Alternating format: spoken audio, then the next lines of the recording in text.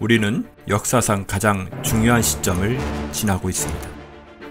하나님께서는 하나님의 일을 하시기 전에 사람을 준비시키셨음을 우리가 알고 있습니다. 하나님 말씀은 마지막 때에 대추수, 대부흥의 때가 있다고 분명히 예언하고 있습니다. 아멘. 하나님의 말씀이 그대로 성취될 것을 믿습니다. 예레미야 눈물은 잠자는 교회와 영혼을 깨우기 위해 노력하고 있습니다. 이 가슴 뛰는 일에 함께 하길 원하시는 분은 카카오 채널로 연락 주시기 바랍니다. 당신은 위대한 하나님의 사람입니다.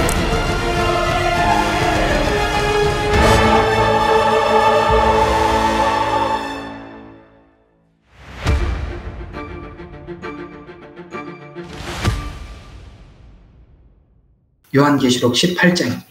9절부터 14절까지 제가 봉독해 드리겠습니다. 그녀와 더불어 행음하고 즐기며 살던 땅의 왕들이 그녀가 불에 타는 연기를 볼 때 그녀로 인하여 울며 애곡하리니 그들은 그녀가 당하는 고통이 두려워 멀리 서서 말하기를 슬프도다 슬프도다 큰 도성 바벨론이여 견고한 도성이여 일시에 너의 심판이 임하였구나라고 하리라.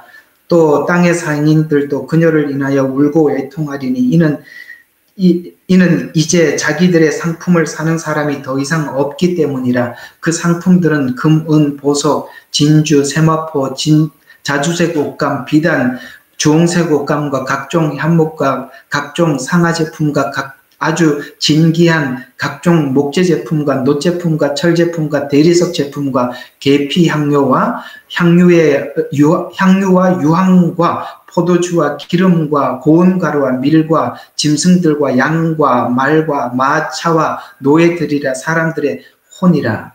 예, 여기까지만 좀 보도록 하겠습니다. 오늘 요거까지는 여러분들과 함께 나누고 싶습니다. 자, 오늘 18장에 있는 이야기들은 이런 얘기를 하면서 우리에게 강요하는 것이 분명한 강조점이 한 가지가 있죠. 바벨론은 멸망할 것이다. 바벨론은 멸망할 것이다. 아시겠습니까? 여러분, 하나님을 모르는 사람들은 세상이 좋아지고 있다고 하고 있고, 우리 그리스도인들은 이 멸망의 시간을 재촉하고 있구나, 이렇게 보고 있고, 둘은 서로 다르게 보고 있는 것이죠. 예, 바벨론은 멸망할 것입니다. 견고해질수록 멸망이 가까울 것이고, 커지면 커질수록 시간이 가까이 오는 것입니다. 그래서 여러분, 멸망하는 자리에 같이 있으면 어떻게 되죠? 멸망을 같이 당하죠. 그러니까 나오라고 이야기하는 것입니다. 소돔성은 멸망할 거라고 하나님께서 아브라함에게 말씀해 주셨고, 그 성에 있는 롯의 가족들에게 전달했었습니다. 그리고 소돔에서 급히 나와야 한다라고 말씀하고 있습니다. 머뭇거렸더니 빨리 나와야 한다고 말씀하고 있습니다. 여러분, 주님이 오실 날이 가까우면 가까울수록 하나님께서 우리에게 얘들아, 그 바벨론에서 나오라는 말씀들을 가볍게 듣지 말고 급히 나오셔야 합니다. 믿음 있는 사람들은 나올 것이고, 그렇지 않는 사람들은 농담으로 여기는 사람도 있을 것이고, 그 다음에 나오다가 뒤를 돌아보는 사람들도 있을 것입니다만, 하나님은 뒤돌아보지 말고 나오라고 하셨습니다. 하나님을 믿는 만큼 우리가 뒤돌아보지 않고 달려갈 수 있을 것입니다. 저번 주에는 여러분들에게 예레미야서 50장, 51장을 말씀을 드리면서 예레미야가 놀랍게도 바벨론 성 멸망을 예언하면서 예레미야서가 마칩니다. 그게 참 이상한 게 뭐냐면, 예루살렘 성의 심판을 설명을 했는데 끝은 바벨론의 멸망으로 끝을 내고 있어요. 이상하지 않아요? 희한하죠? 지금 이스라엘의 멸망을 외쳤어요. 전반부에서. 근데 끝에 가서는 도리어 바벨론의 멸망을 외치고 끝을 냅니다. 그러면 이게 무슨 뜻입니까? 지금 바벨론은 이스라엘을 포로로 데리고 가서 이스라엘을 연단하고 이스라엘을 새롭게 하는 도구로 쓰고, 그들은 그런 도구가 된 줄도 모르고 버림을 당하는 것으로 끝이 나는 거예요. 제가 시편을 말씀을 드리면서 이 세상의 악인의 역할과 악인이 의인들을 위해서 하는 역할에 대한 설명을 했지요. 악인들은 그 악을 통해서 의인들을 괴롭히지만 시편 73편이 그거라고 그랬죠? 악인들은 자기가 가지고 있는 그 악한 성품 때문에 선인들을 괴롭히지만 그러나 그 선인들은 악인들에 의해서 뭐가 되고 있죠? 정화되고 새롭게 되고 있지요. 그 이야기와 오늘 바벨론 이야기는 똑같은 겁니다. 바벨론은 자기들이 어느 날 갑자기 강성해지고 아주 힘있는 나라로 변신하게 됩니다. 그럴 때 그들은 그런 생각을 합니다. 내가 잘나서, 내가 실력이 있어서 내가 이스라엘을 정복했다라고 생각을 하고 이스라엘을 막 함부로 대합니다. 그러나 이스라엘을 그렇게 함부로 대했던 것에 대해서 하나님께서 책임을 묻지요. 그것이 바로 바벨론의 멸망인 것입니다. 이 세상에 있는 이 바벨론 시스템들은 우리를 그리스도 안에서 우리로 하여금 그리스도를 향해서 절제하게 하고 우리 신앙을 지키는데 그것이 쓰여질 뿐이지. 아시겠습니까? 우리 시험을, 우리 신앙을 더 견고하게 하기 위해서 우리를 시험하는 것에 불과할 뿐이지 그 자체는 본질이 아니라 이 말이에요.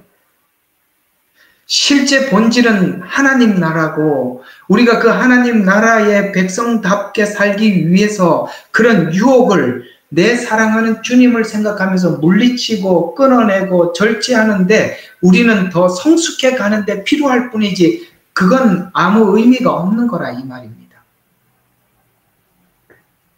그래서 이건 오늘 이 요한계시록이 우리에게 강조하고 싶은 것은 멸망과 영원 사이에서 바벨론은 멸망할 것이고 예루살렘 성은 이제 그 뒤에 보면은 영원으로 들어갑니다.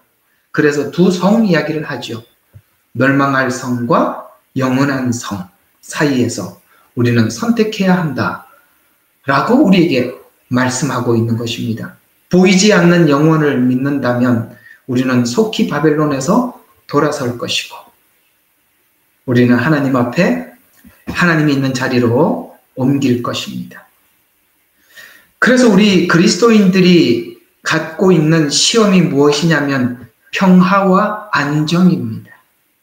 그 시험입니다. 평화와 안정을 내 방식 안에서 내가 이해하는 방식 안에서 평화와 안식을 누릴 것인가 하나님이 주시는 평화와 안식을 믿음으로 받아서 누릴 것인가 라는 사이에서 우리는 갈등을 하죠. 우리가 보이는 것으로 우리가 평화와 안정을 구축하려고 하면 바벨론 시스템 안에 나도 모르게 어떻게 합니까? 그 나도 모르게 바벨론 시스템 안으로 들어갈 수밖에 없겠지만 우리가 평화와 안식을 주시는 분이 하나님이라는 것을 안다면 우리는 이쪽의 안정을 끊고 하나님께 내 삶의 안정을 맡기겠죠. 세상 사람들은 그렇습니다. 통장에 돈이 있어야 하고 뭐가 있어야 하고 조건적이죠. 그러나 우리는 하나님으로부터 하나님이 내 아버지시고 아버지께서는 우리의 필요를 아신다는 것을 믿고 하나님께 모든 것을 맡기는 것입니다. 바로 이 선상에 서서 우리가 예수를 믿으면서도 기복신앙이 될 수도 있고 아시겠어요? 예수를 믿으면서도 기복신앙이 될 수도 있고 오직 하나님만 의지할 수도 있는 이 선상에 서서 오늘 바벨론의 멸망을 적나라하게 우리에게 설명하면서 네가 평화와 안식과 안정을 바벨론을 통해서 얻고자 한다면 최후가 이렇게 된다 라고 우리에게 말씀하시면서 거기서 나오라고 우리에게 부탁을 하는 것입니다. 거기서 나올 수 있는 사람들은 누구입니까? 하나님을 믿고 하나님을 의지하고 기꺼이 자기를 부인하고 십자가를 지는 자들만이 거기서 과감하게 나올 수 있을 것입니다. 특별히 마지막 때는 자기를 사랑하게 하고 돈을 사랑하게 하고 쾌락을 사랑하게 만들어서 정말 나도 모르게 이 바벨론 시스템에 우리가 나도 모르게 거기에 묶여버리게 만든다는 거예요. 어떤 그 사람, 누가 그런 이야기를 했는데, 내가 어디서 봤는지 잘 기억은 안 납니다만, 한국의 애들이, 초등학교 학생들이나 뭐 애들이, 친구 집에 생일 초청을 받아서 파티에 초대받으러 가면, 그 초대를 받았을 때 하는 방식이 똑같답니다. 이게 어떻게 똑같으냐면, 앉아서 이제 엄마가 그 집에 이제 부모님이 상을 차려놓고 친구들 왔으니까 케이크도 자르고 먹을 걸 주고 그러면서 막 먹고 해피 버스데이 투유 하고 박수 딱 치고 전부 다 벽에 딱 붙하고 자기 스마트폰 보고 앉아 있다는 거예요. 이해가 갑니까? 사람을 만나러 왔잖아요. 대화하러 왔잖아요. 그거는 없는 시간이에요. 빨리 끝났으면 빨리 해피 버스데이 투유 하고 생일 축하한다고 선물 주고 그리고 전부 다 자기 스마트폰 보고 앉아 있는 거예요. 여러분, 이렇게 세상은 자기 사랑에 그렇게 다 사람들을 영혼을 뺏어버리는 것입니다. 우리가 바벨론에서 나오라는 이야기가 무엇일까요? 추상적인 이야기 같습니까? 내가 즐겁게 여기고 내가 쾌락을 누리는 것을 끊으라는 이야기도 되고요. 자기 사랑을 끊으라는 이야기도 되고요. 돈을 사랑하는 것에서도 결별하라는 이야기입니다.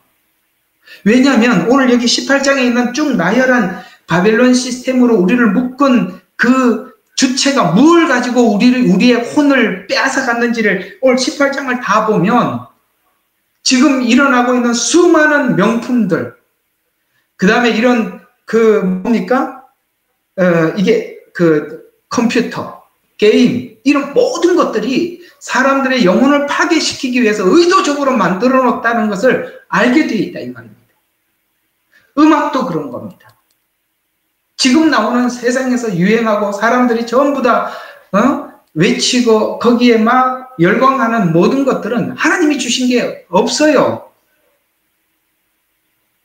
여러분, 우리가 이 인터넷이라는 이것도 저희들처럼 이렇게 쓸 때 하나님이 주시는 방식 안에서 우리가 정말 그 가치 있게 쓰는 거지 않습니까? 이렇게 쓸 때만. 근데 이렇게 쓰는 사람이 몇 프로겠어요?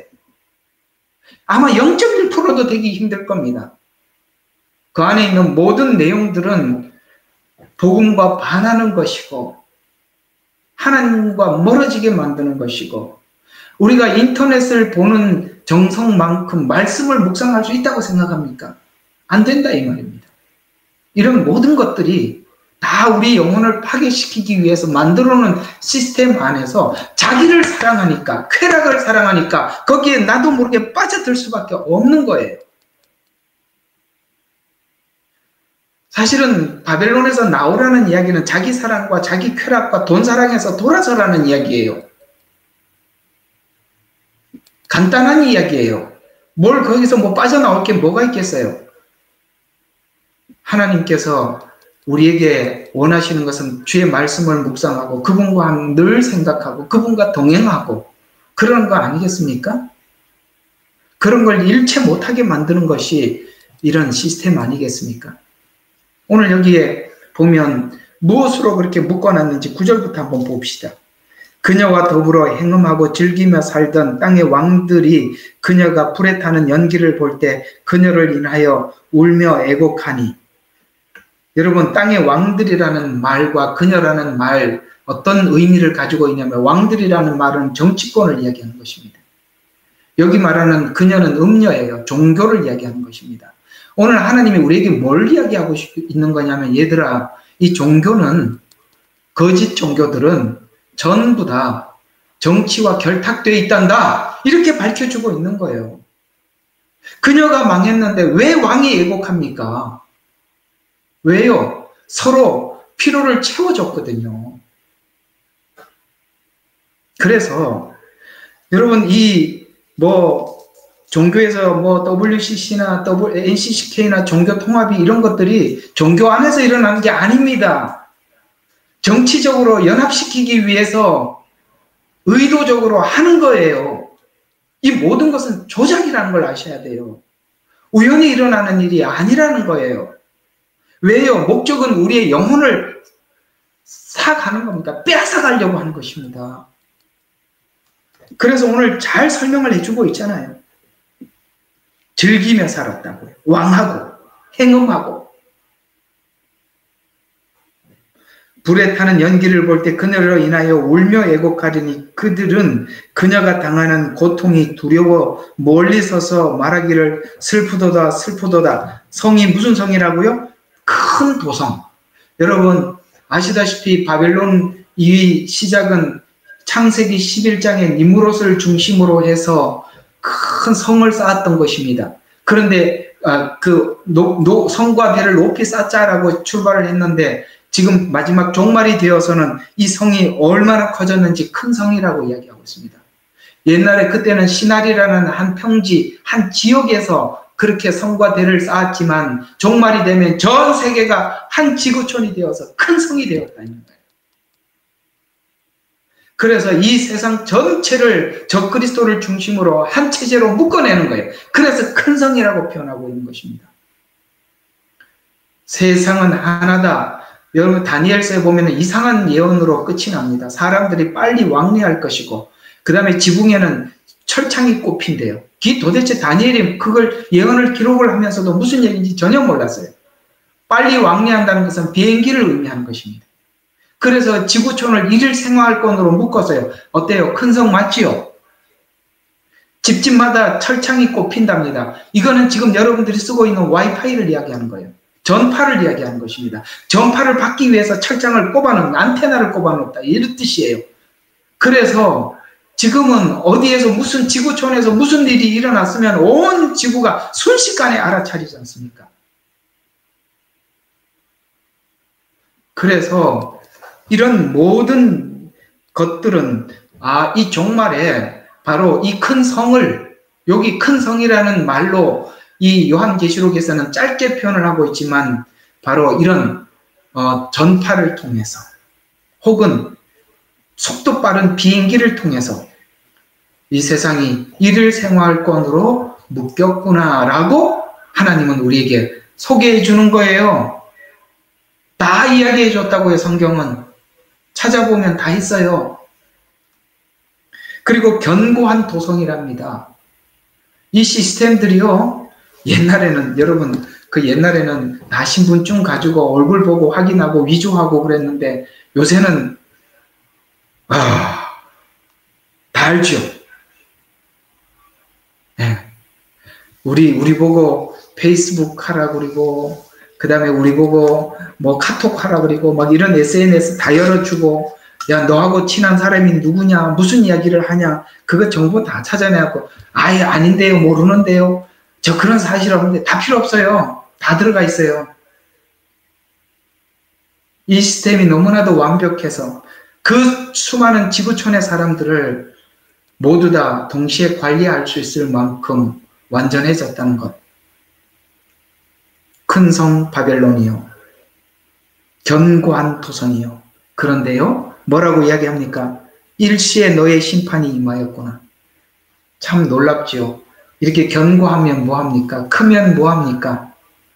하나님께서 콧김으로 홍해를 가르셨고 주의 손가락으로 지으신 주의 하늘과 하나님은 손가락으로 우주 만물을 창조하신 이 큰 성 바벨론 만들어 놓고 견고하다 한순간에 망한대요.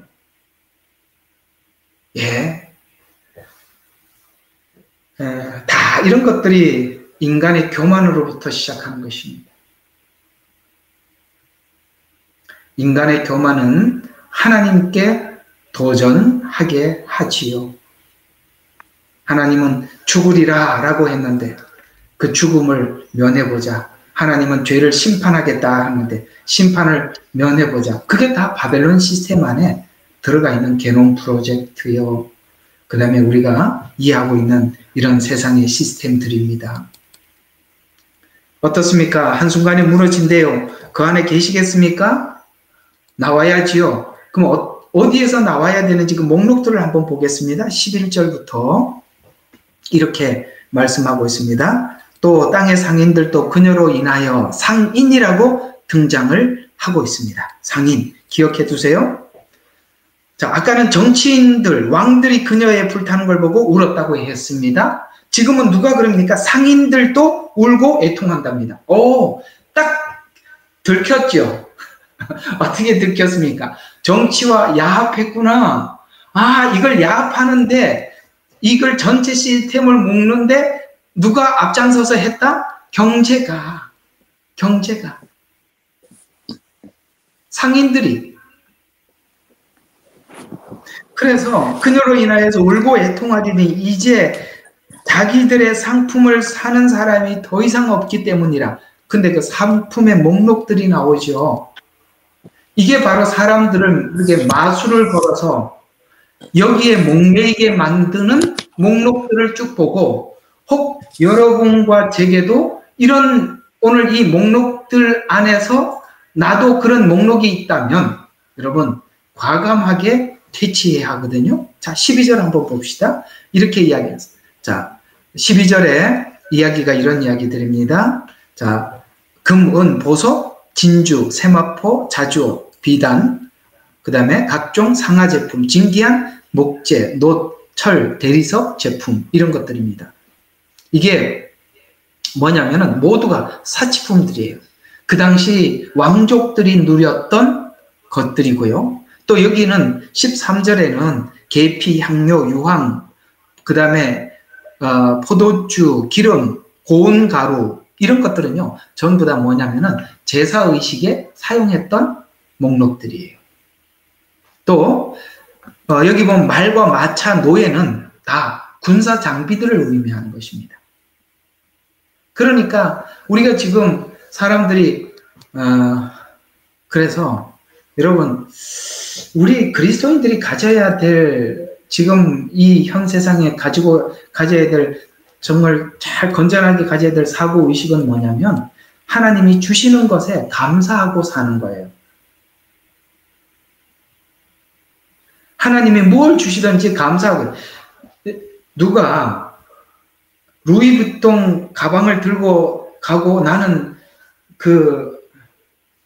무슨 시장이라 명동시장인가 무슨 시장이야. 하여튼 뭐 생각이 안 나네. 그 시장 상품 그거 짝꿍 들고 다니도록 해서 여러분 기죽을 필요 하나도 없어요. 하나님 주시는 거 그냥 가방 주셔서 감사합니다. 그러면 되는 거예요. 여기 있는 모든 것들은 지금으로 표현하자면 지금 현대편으로 표현하자면 다 명품들이에요. 부자들이 쓰는 거예요. 그래서 우리가 거기에 목매이게 되면 우리는 자연스럽게 거기에 함몰되게 된다 이 말입니다. 아시겠어요? 그래서 또 여기 13절에는 이런 마차와 마차, 노예, 혼들 이 말이 무슨 말이냐면 이게 다 군사 장비들인데요. 이런 뜻이 되는 것입니다. 의도적으로 전쟁을 일으켜서 사람을 죽여서 군수품을 팔아먹고 이런 온갖 조작이 그러니까 이 바벨론 안에서 자행되어 왔다고 하나님은 우리에게 가르쳐주면서 그들의 그 악을 하나님께서 반드시 심판하실 것이다 라고 선언하고 있는 중입니다. 여러분 전쟁도 다 조작돼서 일어난다는 거 아십니까? 옛날에는 전쟁이 서로 국가 간의 이해관계, 사상 문제 이런 것 때문에 일어나는 줄 알았더니 알고 보니까 이 나쁜 놈 자식들이 의도적으로 전쟁을 일으키고 의도적으로 군사장비 팔아먹고 의도적으로 나라를 일으키기도 하고 죽이기도 하고 이 짓 하고 있었어요. 그걸 하나님이 보실 때 얼마나 악하고 가증스러운 일이겠어요. 전쟁, 사치품, 네, 오늘 정리하면 이래요. 전쟁, 사치품, 인신매매, 여기 이제 사람들의 혼들, 이렇게, 이런 것들은 다 인신매매, 장기 척출, 이런 것도 다 들어가는 겁니다. 그래서 바벨론의 기획 속에서 정경, 종교, 유착으로, 계획적으로 일어났었다라고 18장에서는 우리에게 밝혀 설명해 주고 있는 것입니다. 뿐만 아니라 인신매매도 들어가 있고, 그래서 여기 말하는 사람들의 혼이라는 말의 원어는 죽은 사람들의 몸. 이게 뭡니까? 장기 척출이에요. 그 다음에 또한 살아있는 사람들의 몸까지 했다라고 말씀하고 있는 것입니다. 요즘 이렇게 보면 사람들 실종도 많이 일어나고 있죠. 이게 한번 생각해 봐요. 하나님께서 이걸 보고 얼마나 악하다 하시겠습니까? 마지막 하나 더 하겠습니다. 사람들의 혼이라고 이야기합니다. 이게 뭐냐면은 무속과 역술을 의미하는 겁니다. 그래서 천문학 같은 것으로 인간의 운명을 점치는 것 같은 것이며, 또 하나는 사람들의 혼을 미디어를 통해서 영혼을 타락시키고 있어요. 사람들이 마음에 생각하기를 이거는 너무나도 큰 죄니까 나는 이거는 할 수 없다, 이거는 하지 말아야지, 이렇게 생각을 하는데 놀랍게도 미디어가 그걸 할 수 있는 용기를 줘요. 옛날에 그 아침 드라마 아십니까? 아침 드라마는 맨날 불륜만 나와요. 근데 사람들이 불륜을 저렇게 하는 거구나 하고 배워서 해요.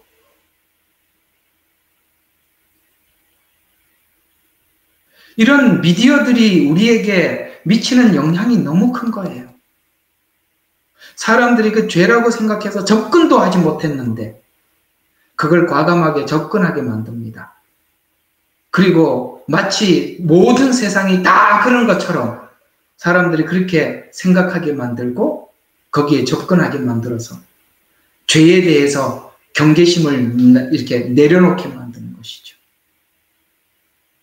그래서 우리가 무엇을 보느냐, 보는 것을 통해서 우리가 어떤 사상이 우리를 지배하는가, 우리는 우리 자신에 대해서 정말 살펴볼 필요가 있고, 오늘 이 18장에서 말씀하고 있는 이 목록들과 혹 내가 관련되어 있는 것이 있는 건가 라고 나도 모르게 연결되어 것이 있다면 과감하게 끊고, 자기 사랑을 끊고, 세상 사랑을 끊고, 돈 사랑을 끊고 하나님 앞에 과감하게 돌아서라. 그것이 멸망할 바벨론에서 나오는 일이고 멸망할 소돔에서 급히 나오는 일이다 라고 말씀하고 계시는데, 자, 여러분 어떠세요? 그렇게 해야 될 것 같습니까? 아니면은 조금 더 머뭇거리다가 뒤를 한번 돌아보고 싶으세요? 아니라고 하나님, 이분들은 다 아니라고 하시네요. 감사합니다. 자, 오늘은 여기까지 하고 사모님께 이렇게 말씀을 드리도록 하겠습니다. 잠시 기도하고 마칠게요. 하나님, 오늘은 우리가 고린도전서 13장을 통해서 우리가 함께 나누어 봐야 할 내용들을 사랑과 은사를 연결해서 은사는 사랑을 위한 하나의 도구에 불과한 것이다 라는 의미에서 우리 함께 나누어 보았고, 오늘 요한계시록 18장을 통해서 이 바벨론 시스템의 정치, 경제, 종교 이 모두가 함께 묶어서 이렇게 하나님의 일을 반역하는 일을 만들어 왔고, 그것이 큰 성이 될 뿐만 아니라 견고한 성이 될 만큼 이렇게 변해왔다라고 우리에게 말씀해 주셔서 감사합니다. 이 사실을 잘 알고 아버지 하나님 돌아서게 해주십시오. 이 성에서 나오게 해주시옵소서. 우리가 그런 결단을 기도를 통해서 하게 해주시고 우리를 변화시켜 주시옵소서. 감사드렸고 예수님 이름으로 기도드렸습니다. 아멘.